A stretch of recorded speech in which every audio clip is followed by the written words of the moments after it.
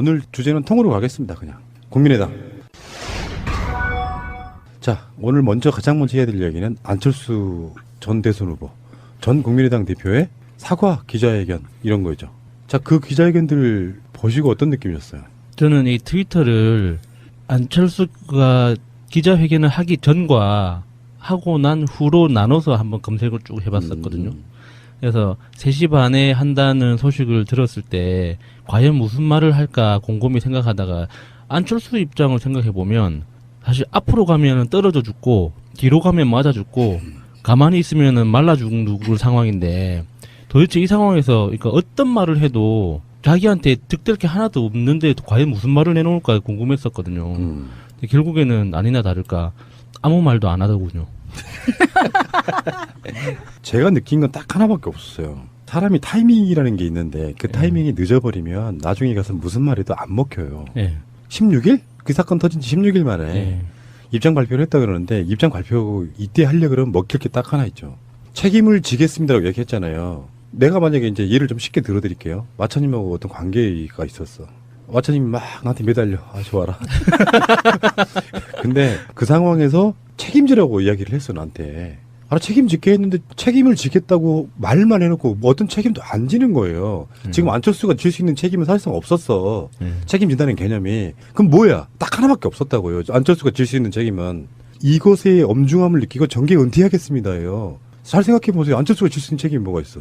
당대표도 아니고 국회의원도 아닌데. 그러면 중간에 정치인이 계속 할 건데 책임을 지고 당협위원장을 내려놓겠습니다. 이렇게는 못하는 거 아니야. 그럼 안철수가 질 수 있는 책임은 초반에, 그러니까 이 사건이 터지고 또 초반에 국민의당이 진상조사를 자체적으로 하겠다라고 할 때, 이때 정말 국민께 면목이 없습니다라고 인사를 했다 그러면 조금 더 나아지는데, 안철수의 쉴드는 그거 아니에요. 검찰 조사가 시작됐으니까 그 결과를 보고 이야기하겠다라고 하는 건데요. 그건 다른 문제죠.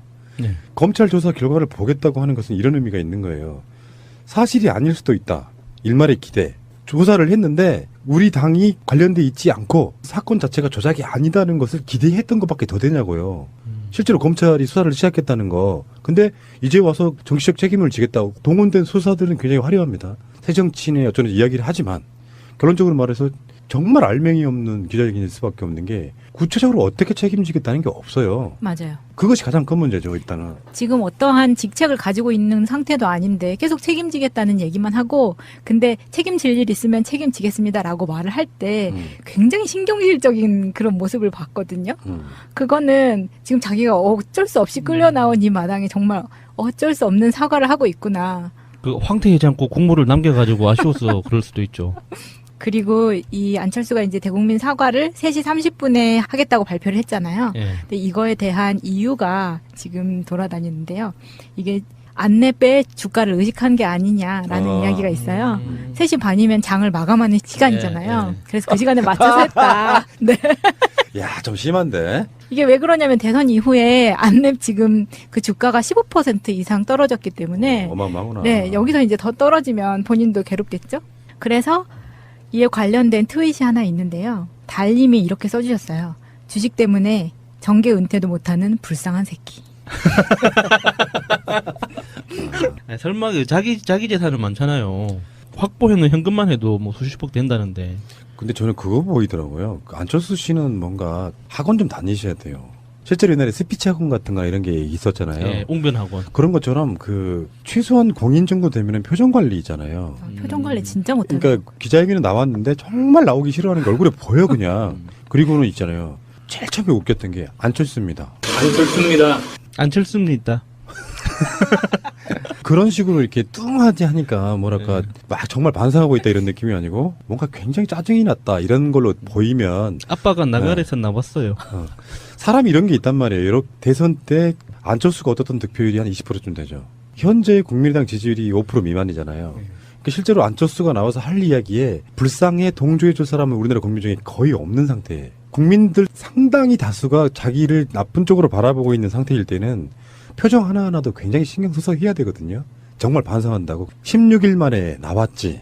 더군다나 나와가지고 하는 표정이나 이런 것들이 뭔가 마뜩찮아하는 그런 표정으로 하면 사람들이 그 내용을 떠나가지고 이게 밀어내게 돼요. 제 진정성 없다고. 하여튼 그런 걸 이렇게 컨설팅해주거나 이렇게 도와주는 사람이 없나 봐요. 나한테 맡기라고 내가 항상 이야기했지. 그게 가르친다고 되는 거예요, 그게. 그 안철수 씨가 갖고 있는 주식 지분 있죠. 이게 10%만 저한테 주면 정치 다 제기시켜줄 수 있어. 저는 오늘 기자회견을 생방송으로 우연찮게 봤는데 뭔가 느낌이 그 제2의 이인재, 그러니까 피닉제인 피닉스의 탄생을 보는 듯한 그런 느낌이었어요. 피닉스? 예. 뭔가 내가 숨 쉬는 동안은 절대 나는 정치를 할 거야. 내가 살아 숨 쉬는 기간 동안은 무조건 나는 한다. 뭐 이런 느낌을 받았습니다. 자, 안철수 기자회견에 대한 트윗도 한번 볼까요? 짧고 강렬한 거. 더 레프트님. 안철수 기자회견 요약. 계속 간보겠습니다. 시읒 비읍 리을 미음. 시읒 비읍 리을 미음을 해석해드리진 않겠습니다. 씨. 그런 욕 하지 마. 정확하게는 시발라마입니다. 그래요? 네. 그건 뭐예요? 양아치들이. 발음을 또 그렇게 하는구나. 정청래 전 의원의 트윗입니다. 안철수 입장 발표 요약. 안철수입니다. 저도 충격받았습니다. 국민께 사과드립니다. 법원 판단 존중합니다. 당도 진상규명에 협조해야 합니다. 책임질 일은 책임지겠습니다. 성찰의 시간 갖겠습니다. 어떤 책임을 질지는 아직 결정된 게 없습니다. 끝입니다. 그러네. 역시 정청래 의원은 코알을 알아. 언론용어로 야마를 잡으죠. 제가 시간을 봤는데요. 3시 29분에 안철수가 입장을 해서 3시 30분에 정확하게 시작을 하더라고요. 그리고 기자 질의응답 끝나니까 9분이 됐어요. 예, 거의 10분 정도. 예, 9분에서 10분 정도 간 건데 저는 이런 경천동지할 사건이잖아요. 이거는 민주적 헌정질서 위배, 정당법 위반, 뭐 형법 위반, 뭐 기타 등등 여러 가지 범죄에 연루돼 있는 거에 대한 총책임자의 기자회견이었잖아요. 근데 기자 새끼들이 한 3-4명밖에 질문을 안 해요. 5명이 안 넘더라고요. 보니까 내용도 없었어요. 내용도 없었어요. 기자들 자격이 있는 건가요? 그러면은 그 기자들은 그 수십 명의 기자들이 거기에 있었는데 그 안철수가 하는 내용을 듣고 다 알아들었다는 얘기인 건가요? 뭐 좋게 해석하면은 기자들이 이런 얘기 할 줄 알았어. 별로 궁금한 거 없어 이런 거고. 그중에 기자 중에 한 명이 정계은퇴 같은 건 질문을 하는데 거기 이제 뻔한 말로 대응을 했고요. 꼭 거쳐야 될 어떤 과정 속에 더 이상 미루다가는 정말 젖되겠네 하고 나온 거라고 보고 그걸 요식행위라고 하죠. 황태국이라도 편하게 먹고 싶은 마음인 거죠. 무슨 말인지 못 알아들으실 청취자분들께 설명해 주세요. 왜 황태국입니까? 그 며칠 전에 강원도 어디 속초라고 했어요? 예, 속초. 예, 속초 어떤 한 식당에서 황태 해장국을 먹는 장면이 그 네티즌에 의해서 포착이 됐는데 그게 이제 진짜냐 아니냐 가지고 진실 공방이 많았어요. 근데 얼굴 가리고 있었지. 예, 손으로. CCTV 분석 결과 안철수 전 후보였다는 게 확인이 됐죠. 그리고 이렇게 코를 푸는 장면이었는데 이 팔에 있는 점과 시계가 일치했어요. 그 100%다. 핏빛. 네가 지금 맛집 찾아다닐 때냐. 근데 뭐 어디 잠깐 뭐 시키러 갔다가 뭐 밥을 먹으러 들렀을 수는 있겠죠. 잠깐만 그 이야기 한번 해볼까요? 안철수는 어떻게 될까요? 끝났다고 봅니다. 기자회견이 끝났죠? 끝났다고 봐요? 기자회견도 끝났고 안철수의 정치 인생도 당분간 한 2-3년간은 이제 아무런 약발이 없을 거예요. 그건 끝나지 않은 거죠. 2-3년이라고 표현하면 안 되지. 그러니까 제가 2-3년이라고 표현한 건 앞으로 내년도 지방선거 과정에서 이 안철수라는 이름을 가지고 얼마만큼 활용할 수 있는 여지가 있느냐에 따라서 결정되는 거죠. 그러니까 안철수 자신이 뭔가 할 수 있는 거는 오늘부로 끝난 거예요. 사주학적으로 안철수를 생년월일 시를 모르기 때문에 설명할 수는 없는데 사주학적으로 만약에 정말 맞는 사주라고 하면 이렇게 될 것 같아요. 초년운도 괜찮았고요. 중년운도 정말 괜찮았는데 말년운에 손재수까지는 아니고 구설수에 오르는 과정 속에 관운을 넘는 사람. 그렇게 보는 게 실제 안철수가 승승장구했잖아요. 이제 우리 잘 생각해 보면은 자기 분야에서도 사실 일가를 잃었고 정치권에 와서도 평론가들이 하는 이야기 중에는 안철수가 사실상의 3당 체제를 만들면서 사실상 양당제 국가에서 혁명적인 걸 이뤘다 이렇게 얘기하는데 나는 그게 안철수가 대단한 정치 아젠다 갖고 그랬다고 생각하지는 않고요. 그 당시에 정치의 그 묘한 역학관계들이 얽히면서 그렇죠. 그냥 얻어 걸린 뭐 이런 케이스라고 보는데 거기에 이제 도취돼가지고 40석 가진 정당이 정권 잡는 건 사실상 불가능해요. 그러니까 자기 수준에 맞게 그 수준에 맞는 득표율을 좀 더 올리고 나서 정치적 자산으로 삼으면 되는 선거였단 말이야. 근데 정말 안철수의 승리라고 말하려고 그러면 총선 때 40석이 아니라 120석을 가져갔어야지. 그러면 안철수의 승리죠. 틈새 시장에 끼어들어가지고 제3당이 됐다는 것이 안철수한테 대단한, 저는 그렇게 바라보지 않는 거거든요. 예. 진짜 그 사람이 새정치를 기초로 내밀었다 그러면 더불어민주당보다 의석을 많이 얻었어야죠. 그러니까 안철수가 정말 능력이 있었다면 그 40석이다 뭐 120석이다 이런 차원에서보다 그 상황에 기대해서는 안 됐었죠. 자기 스스로 맞아요. 상황을 만들어 나갔어야 되는데 그 당시 그러니까 국민의당에서 당선됐던 사람들은 다들 민주당에서 공천이 안 될 게 뻔한 사람들이 탈당해가지고 국민의당으로 가서 거기에 지역 기반으로 호남이라는 지역 기반으로 다 당선이 된 거잖아요. 그러니까 호남 지역 의원들이 정치적인 목적으로 안철수를 이용해서 국민의당이라는 맞습니다. 네. 세력이 형성된 거지 안철수라는 어떤 개인이 리더십을 가지고 그 세력을 만들어낸 게 아니거든요. 그러니까 TV에서 그 평론가들이 뭐 안철수가 뭐 대단한 뭐 3당 체제를 만들어냈는데 다 그 개소리예요. 정치를 직업으로 하는 사람들이 자기 밥그릇 지키려고 끝까지 지키려고 발악하는 과정에서 우연찮게 생겨난 그림인 거지. 그게 무슨 정치적인 뭐 비전이나 미션이 있어가지고 자기가 이루고자 하는 정치적 그림이 있어서 안철수가 그걸 만들어낸 건 아니거든요. 가장 하지 말아야 될 가장 비열한 수로 그 지역 기반의 정치인들이 정치적으로 살아남으면서 예. 안철수를 이용해 먹은 그 네. 사건인데 네. 안철수는 착각하고 있는 거예요. 내가 새정치의 새로운 바람을 일으켰기 때문에 나는 대단히 위대한 사람이야라고 정편들이 엄청 빨아줬죠. 예. 그렇다 보니까 그 착각 속에 있다가 대선을 이길 수 있을 거라고 보는 결정적인 사례가 제가 문준용 씨 특혜 취업 제보 조작 사건에 있어서 그들이 그런 꿈을 꾸게 된 계기가 바로 안철수가 문재인 후보를 일시적으로 한번 이겼다라는 말도 안 되는 여론조사 결과가 나왔을 네. 때 그때부터 이미 이제 눈에 베이는 게 없었던 거죠. 한 번 따먹어 봤어요. 그러니까 이런 거 있잖아. 점프력이 엄청 떨어지는 사람이 점프를 했더니 감이 하나 한 번 잡아봤어. 한 번 손으로 이렇게 감에 그 매끈거리는 느낌을 보고 나니까 저걸 내가 딸 수 있겠다고 생각을 하고 계속 뛰었던 거예요. 약간 반칙을 이용해서. 네. 그러니까 지금 안철수 씨는 제가 만약에 안철수의 정치 컨설턴트라면 그렇게 하겠어요. 예전에 뭐 김수민이나 뭐 박선숙이나 그 사람들 그 사건이 있었잖아요. 그거는 이제 검찰이 무리한 기소를 했다는 부재 나오고 그러면서 그런 과정에서 자기가 당대표를 사퇴한 적이 있다. 그래서 나는 항상 책임을 지는 정치를 해왔다. 이렇게 이야기를 하지 않습니까? 근데 사실은 그때 당시에 보면요. 어차피 대선 후보로 나가기 위해서 당대표를 내려놔야 되는 시점이었어요. 잘 생각해보면. 맞아요. 대선 후보가 당대표를 겸하는 경우는 사실 우리나라 정당 문화에서 거의 없잖아요. 그런 과정을 거치면서 뭐 대단한 거나 한 것처럼 이야기를 해왔었고 던질 땐 진짜 던지는 거는 그런 식으로 당대표 꼼수로 내려놓는 것이 아니고 진심으로 하면 된다니까요. 좀 시간이 걸릴지 모르겠지만 정말로 죄송하게 생각합니다. 상대방이라는 게 이제 일단 국민들 또는 이제 직접 피해 당사자인 사람들한테 나 같으면 이렇게 할 것 같아. 그 사건 때문에 정말로 미안했다라고 사건 터진 지 얼마 안 됐을 때 더불어민주당도 찾아가고 그리고 그 앞에서 죄송하다고 고개 숙여서 인사하고 그리고 오늘 기자회견 보니까 진짜 기분 나쁜 거 하나 있었어. 직접적인 피해자인 문재인, 문준용에 대해서는 피해 입으신 그분들께란 표현으로 그냥 예. 퉁치고 지나가더라고. 당사자라고 했죠. 당사자. 그거에 대해서 트윗에서 정말 욕하는 분들 많아요. 이번 사건으로 심적 고통을 느꼈을 당사자에게도 사과드립니다.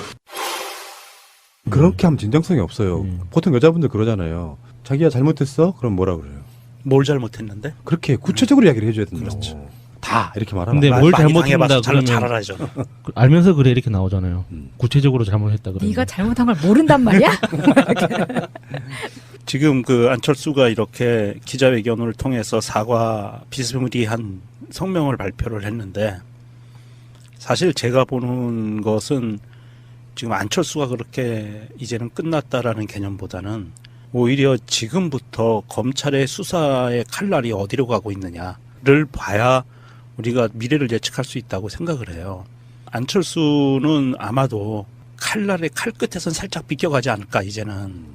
그런데 이제 당장 오늘 녹음하는 날 다음 날 공명선거 추진단 수석 부단장이었던 김성호 전 의원하고 김인원 변호사를 피의자 신분으로 소환 조사를 시작을 할 거예요. 그러면 이 사람들 피의자 신분으로 하면 그 다음에는 보좌관 조사를 받았던 이용주 의원이 남죠. 그러면 그 선에서 수사를 끝낼 거냐 검찰이. 그러지는 않을 거라고 봐요. 왜냐하면 공표 사건이기 때문에 제일 약하게 공표한 게 안철수예요. 방송에 나와서 토론 시간에. 말 속에 그냥 지나가듯이. 그렇죠. 그 가장 지나가서. 약하게 공표한 게 안철수고 안철수 외에 지금 거의 대다수의 사람들이 그 죄에 걸려요. 그러면 이 수사의 칼날이 어느 방향으로 가고 수사의 결과 후폭풍이 어떻게 미칠까에 따라서 사실은 안철수가 빠른 시간 내에 재기가 가능할 수도 있어요. 제가 재기가 보기에. 가능하다고요? 그 동네 문화에서는 재기가 가능할 수도 있다. 그 얘기는 이따가 잠시 후에 하겠습니다. 아까 양철수의 미래 이런 이야기 해봤잖아요. 네. 근데 사실 현재로서는 답이 없지. 정말 답이 없. 누가 봐도 아까 말씀드린 것처럼 기자회견 하는 그 안철수라고 하는 대상이 뭐 어찌어찌 해도 국민적 지지율이 뭐 몇십 프로 좀 나오는 정도라면 그것 자체로 어떤 동기가 되고 힘이 되는데 정치인들 중에 이제 그런 식으로 이렇게 안 좋은 쪽으로 지지율이 낮을 때 그런 기자회견을 하게 되면 그래서 3시 반에 기자회견 했다는 게 그런 의미 좀 포함된다고 봐요. 안 좋은 쪽으로 뭔가 사건이 이제 더 확대되는 상황이잖아요. 그러면 이제 본인의 그 주식 부자로서의 뭐 그것 때문에 3시 반에 했다. 사실 저는 일리 있어 보이네요. 듣고 보니까. 어찌됐건 그 어두운 그림자 같은 걸 갖고 있는 상태에서 이렇게 될 수 있거든요. 이제 잊혀지기 시작해. 문재인의 개혁 드라이브 속에 잊혀지기 시작해. 아마 지금 계속 그렇게 될 거예요. 이제 있다가 보면. 본인은 더 이상 언론에 이제 거론되지 않는 상태로 이용준의 뭐 김인원이네, 김성원의, 박지원이네 이렇게 하면서 안철수는 살짝 잊혀지는 상태. 그러다가 어느 시점이 이제 안철수가 필요할 수 있냐면 국회의원 선거 3년 후죠. 총선. 그때 안철수가 나올 것인지 말 것인지가 또 회자가 될 거예요. 노원병에. 그리고 그 뒤에 또 대선이잖아요. 대선 때 또 나올 것이 말고 회자가 될 거예요. 근데 이렇게 마무리된 상태에서 이런 거 있죠. 정치인이 다시 컴백을 하려면 이런 상황이에요. 이회창 같은 케이스예요. 대선에서 석패. 진짜로. 김대중 노무현 대통령하고 붙어가지고 거의 표차가 별로 안 나는 상태에서 석패. 그리고 이 사람이 뭐 아들들 병역 비리 이런 걸로 이미지는 나빠졌지만 어떤 면에서 보면 보수에서 찍었던 사람들은 그래도 이회창이 뭘 그렇게 잘못했냐라고 하는 그 기반이 한 국민적으로 50%좀 만들어져 있을 때는 자연스럽게 이회창 컴백 여기 된단 말이에요. 근데 자기 정치 기반도 없고 국민의당이 어떻게 될지 몰라 앞으로. 그리고 사실 이 선거에 있어서 그거를 가장 비열하게 이용해 먹고서 이용하려고 했던 최고의 책임자는 안철수잖아요. 예. 사과를 했지만 예. 부정적 이미지가 남아있는 상황에서 다시 컴백을 하려고 하면 여론들이 들끓고 일어나요. 저 사람 다시 컴백하면 안 된다. 본인이 여기서 자기가 비난받을 수 있는 모든 여지를 다 끊었어야 된다고요. 그래서 정계 은퇴해버리는 거예요. 예. 그럼 그걸로 나이가 젊은데 그걸로 끝나겠어요? 시간이 2, 3년 정도 지났을 때 안철수 그래도 그 아래 사람들이 안철수를 좀 망쳤다 이러면서 동정 여론도 좀 생기면서 그때 좀 아까운 사람이었으니까 총선이나 대선 때 컴백하면 어쩔까 요 분위기를 만들어놔야 되는데 이렇게 애매모호한 상태로 가고 어쩔 수 없이 등장해야 되는 상황도 있을 거란 말이에요. 그러면 찌질한 궁상이 돼버리는 겁니다. 그러면서 계속해서 이미지가 나빠지는 거예요. 그러니까 제가 안철수가 실질적으로 끝났다고 생각한다는 게 그런 뜻이거든요. 이게 뭐 정치도 그렇고 마케팅도 그렇지만 목적은 그러니까 현실적인 목적은 우리가 이념적으로나 어떤 이상적으로는 여러 가지 좋은 이야기를 할 수 있지만 현실 세계에서는 정치의 목적은 사람들의 머릿속에 어떤 이미지를 심어주는 거예요. 그리고 당선되기 위해서는 인물에 대한 이미지를 심어줘야 되고 선거에서 이기기 위해서는 정책이나 자기 정치 세력에 대한 어떤 이미지를 머릿속에 심어줘야 되거든요.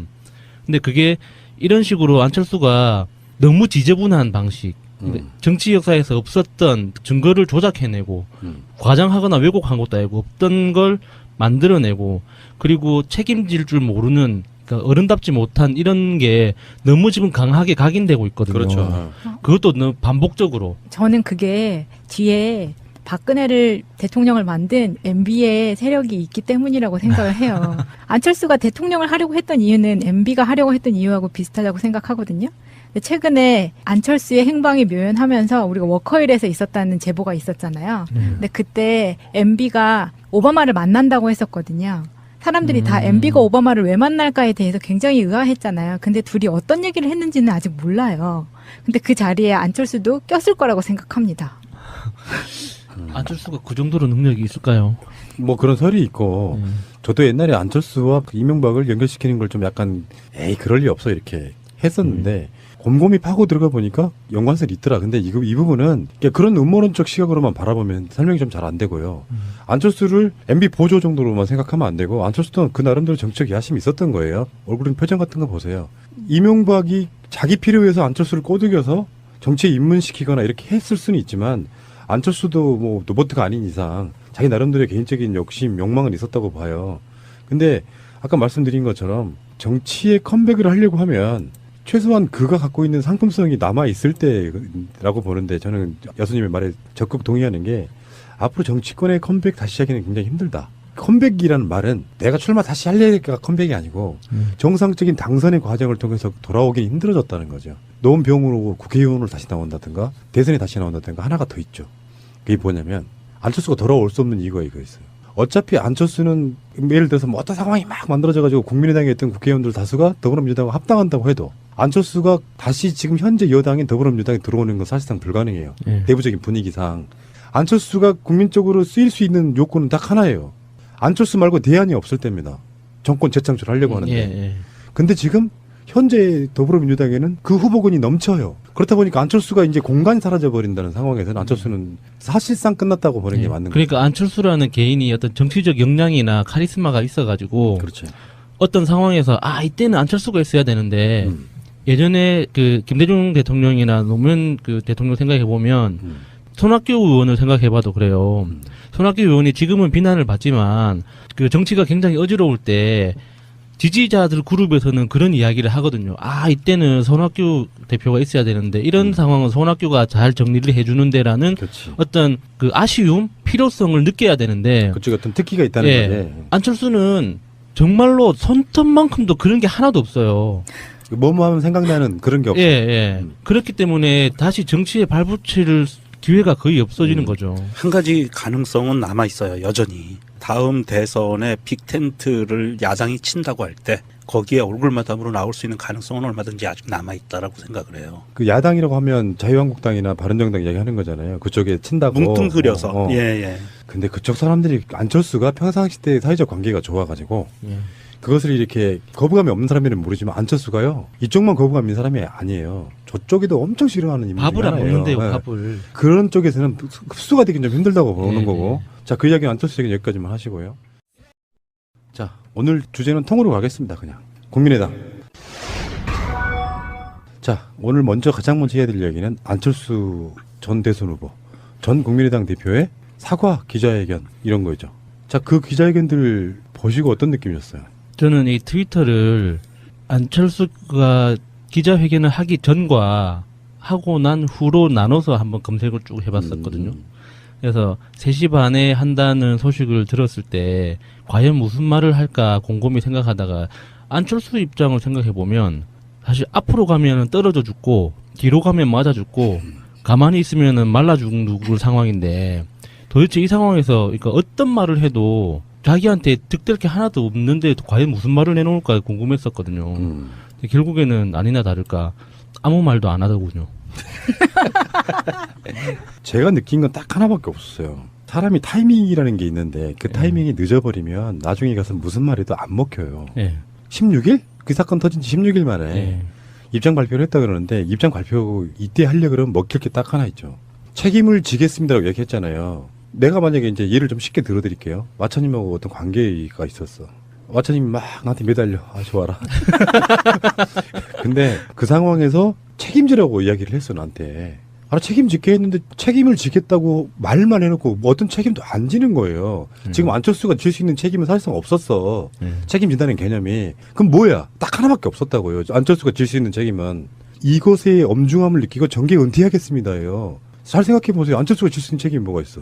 당대표도 아니고 국회의원도 아닌데. 그러면 중간에 정치는 계속 할 건데 책임을 지고 당협위원장을 내려놓겠습니다. 이렇게는 못하는 거 아니야. 그럼 안철수가 질 수 있는 책임은 초반에, 그러니까 이 사건이 터지고 초반에 국민의당이 진상조사를 자체적으로 하겠다라고 할 때, 이때 정말 국민께 면목이 없습니다라고 인사를 했다 그러면 조금 더 나아지는데, 안철수의 실드는 그거 아니에요. 검찰 조사가 시작됐으니까 그 결과를 보고 이야기하겠다라고 하는 건데요. 그건 다른 문제죠. 검찰 조사 결과를 보겠다고 하는 것은 이런 의미가 있는 거예요. 사실이 아닐 수도 있다. 일말의 기대. 조사를 했는데 우리 당이 관련돼 있지 않고 사건 자체가 조작이 아니다는 것을 기대했던 것밖에 더 되냐고요.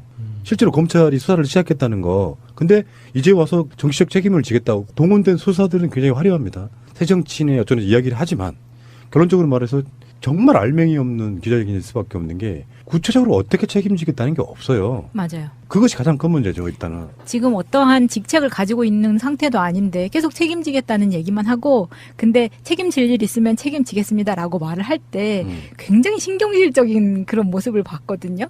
그거는 지금 자기가 어쩔 수 없이 끌려 나온 이 마당에 정말 어쩔 수 없는 사과를 하고 있구나. 그 황태하지 않고 국물을 남겨가지고 아쉬워서 그럴 수도 있죠. 그리고 이 안철수가 이제 대국민 사과를 3시 30분에 하겠다고 발표를 했잖아요. 예. 근데 이거에 대한 이유가 지금 돌아다니는데요. 이게 안내배 주가를 의식한 게 아니냐라는 이야기가 있어요. 3시 반이면 장을 마감하는 시간이잖아요. 예. 그래서 그 시간에 맞춰서 했다. 네. 야, 좀 심한데. 이게 왜 그러냐면 대선 이후에 안랩 지금 그 주가가 15% 이상 떨어졌기 때문에 어마어마하구나. 네, 여기서 이제 더 떨어지면 본인도 괴롭겠죠? 그래서 이에 관련된 트윗이 하나 있는데요. 달님이 이렇게 써주셨어요. 주식 때문에 정계 은퇴도 못하는 불쌍한 새끼. 아니, 설마 그 자기 재산은 많잖아요. 확보해놓은 현금만 해도 뭐 수십억 된다는데. 근데 저는 그거 보이더라고요. 그 안철수 씨는 뭔가 학원 좀 다니셔야 돼요. 실제로 옛날에 스피치 학원 같은 거 이런 게 있었잖아요. 예, 웅변학원. 그런 것처럼 그 최소한 공인 정도 되면 표정 관리잖아요. 표정 관리 진짜 못하는 그러니까 기자회견에 나왔는데 정말 나오기 싫어하는 게 얼굴에 보여 그냥. 그리고는 있잖아요. 제일 처음에 웃겼던 게 안철수입니다. 안철수입니다. 안철수입니다. 그런 식으로 이렇게 뚱하지 하니까 뭐랄까 막 정말 반성하고 있다 이런 느낌이 아니고 뭔가 굉장히 짜증이 났다 이런 걸로 보이면 아빠가 나가래서 나왔어요. 사람이 이런 게 있단 말이에요. 이렇게 대선 때 안철수가 얻었던 득표율이 한 20%쯤 되죠. 현재 국민의당 지지율이 5% 미만이잖아요. 그러니까 실제로 안철수가 나와서 할 이야기에 불쌍해 동조해줄 사람은 우리나라 국민 중에 거의 없는 상태예요. 국민들 상당히 다수가 자기를 나쁜 쪽으로 바라보고 있는 상태일 때는 표정 하나하나도 굉장히 신경 써서 해야 되거든요. 정말 반성한다고. 16일 만에 나왔지. 더군다나 나와가지고 하는 표정이나 이런 것들이 뭔가 마뜩찮아하는 그런 표정으로 하면 사람들이 그 내용을 떠나가지고 이게 밀어내게 돼요. 제 진정성 없다고. 하여튼 그런 걸 이렇게 컨설팅 해주거나 이렇게 도와주는 사람이 없나 봐요. 나한테 맡기라고 내가 항상 이야기했지. 그게 가르친다고 되는 거예요, 그게? 그러니까 안철수 씨가 갖고 있는 주식 지분 있죠. 이게 10%만 저한테 주면 정치 다 제 얘기 시켜줄 수 있어. 저는 오늘 기자회견을 생방송으로 우연찮게 봤는데 뭔가 느낌이 그 제2의 이인재, 그러니까 피닉제인 피닉스의 탄생을 본 듯한 그런 느낌이었어요. 피닉스? 예, 뭔가 내가 숨쉬는 동안은 절대 나는 정치를 할 거야. 내가 살아 숨쉬는 기간 동안은 무조건 나는 한다. 뭐 이런 느낌을 받았습니다. 자, 안철수 기자회견에 대한 트윗도 한번 볼까요? 짧고 강렬한 거. 더 레프트님, 안철수 기자회견 요약 계속 간보겠습니다. 시읒 비읍 리을 미음. 시읒 비읍 리을 미음을 해석해드리진 않겠습니다. 씨. 그런 욕 하지 마. 정확하게는 시발라마입니다. 그래요? 네. 그건 뭐예요? 양아치들이 발음을 또 그렇게 하는구나. 정청래 전 의원의 트윗입니다. 안철수 입장 발표 요약. 안철수입니다. 저도 충격받았습니다. 국민께 사과드립니다. 법원 판단 존중합니다. 당도 진상규명에 협조해야 합니다. 책임질 일은 책임지겠습니다. 성찰의 시간 갖겠습니다. 어떤 책임을 질지는 아직 결정된 게 없습니다. 끝입니다. 그러네. 역시 정청래 의원은 코알을 알아. 언론용어로 야마를 잘 보죠. 제가 시간을 봤는데요. 3시 29분에 안철수가 입장을 해서 3시 30분에 정확하게 시작을 하더라고요. 그리고 기자 질의응답 끝나니까 9분이 됐어요. 예, 거의 10분 정도. 예, 9분에서 10분 정도 간 건데 저는 이런 경천동지할 사건이잖아요. 이거는 민주적 헌정질서 위배, 정당법 위반, 뭐 형법 위반, 뭐 기타 등등 여러 가지 범죄에 연루돼 있는 거에 대한 총책임자의 기자회견이었잖아요. 근데 기자 새끼들이 한 3-4명밖에 질문을 안 해요. 5명이 안 넘더라고요. 보니까 내용도 없었어요. 내용도 없었어요. 기자들 자격이 있는 건가요? 그러면은 그 기자들은 그 수십 명의 기자들이 거기에 있었는데 그 안철수가 하는 내용을 듣고 다 알아들었다는 얘기인 건가요? 뭐 좋게 해석하면은 기자들이 이런 얘기 할 줄 알았어. 별로 궁금한 거 없어 이런 거고. 그중에 기자 중에 한 명이 정계 은퇴 같은 건 질문을 하는데 거기 이제 뻔한 말로 대응을 했고요. 꼭 거쳐야 될 어떤 과정 속에 더 이상 미루다가는 정말 젖되겠네 하고 나온 거라고 보고 그걸 요식행위라고 하죠. 황태국이라도 편하게 먹고 싶은 마음인 거죠. 무슨 말인지 못 알아들으실 청취자분들께 설명해 주세요. 왜 황태국입니까? 그 며칠 전에